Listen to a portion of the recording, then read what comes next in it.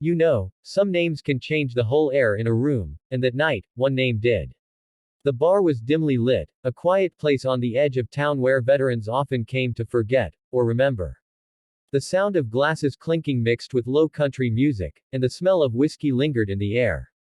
At the far end, a man sat alone in a worn leather jacket, his eyes heavy but calm. His name was Jack Turner, a single dad, a man who had seen enough battles to last 10 lifetimes, yet still carried himself with quiet dignity. No one in that bar knew who he truly was anymore, and Jack liked it that way. Across the counter, a younger Navy SEAL, fresh from deployment, was talking loudly, boasting about his latest mission. His name was Ryan Cole, and he had the kind of confidence that comes from both pride and pain. When he noticed Jack sitting alone, he grinned and lifted his drink. Hey, old man, he said playfully, you look like someone who's been there, done that. What unit were you in? Jack smiled faintly, the kind of smile that hides a lifetime of stories. Retired, he said softly. Retired, huh? What branch? Ryan pressed, curious. Jack hesitated for a moment before replying. Navy. That caught Ryan's attention. He straightened up. No kidding. I'm a SEAL myself. What team? Jack didn't answer right away. He took a slow sip of his drink, eyes distant, lost somewhere years away in the desert heat and ocean storms. Ryan leaned closer, intrigued. Come on, man. Everyone's got a call sign. What was yours? The whole bar seemed to quiet down for a moment. Jack placed his glass on the counter, looked Ryan dead in the eye, and said in a low, calm voice, Viper 1. Ryan froze. His fingers loosened around his glass, and it slipped, crashing to the floor, spilling beer everywhere. For a second, no one moved. Then, slowly, Ryan's face went pale. Viper 1. He whispered. Sir, that can't be. You're the legend from the Yemen extraction. The one who took a bullet-saving Bravo team from that ambush. Jack just looked down, almost embarrassed. That was a long time ago, he said quietly.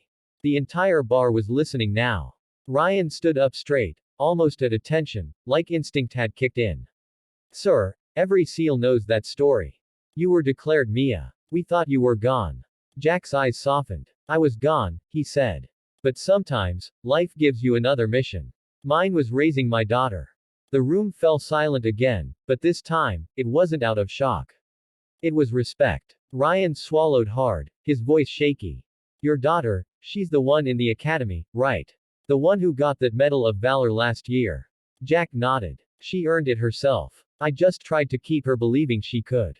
Ryan sat back down, humbled. I joined because of your story, sir. I never thought I'd meet you. Jack smiled faintly again, but there was sadness in his eyes. Heroes aren't the ones who get remembered, son. They're the ones who keep going, even when no one's watching. They talked for hours. Ryan listened like a student, hearing about sacrifice, leadership, and the cost of loyalty. Jack didn't talk about medals or missions. He talked about the faces he couldn't forget, the friends who never made it home, and the promise he made to live a life that honored theirs. As the night went on, other veterans joined in, sharing stories, laughter, and silence, the kind only those who've served understand. When Jack finally stood to leave, Ryan reached out and said, Viper 1, thank you for everything. Jack placed a firm hand on his shoulder. Don't thank me. Just make it count. He walked out into the night, the neon lights flickering behind him, the cool air brushing against a face carved by time and memories. Somewhere, in a quiet house nearby, his daughter's light was still on, studying, preparing for her own deployment. He smiled faintly, proud yet worried, but he knew she was strong enough.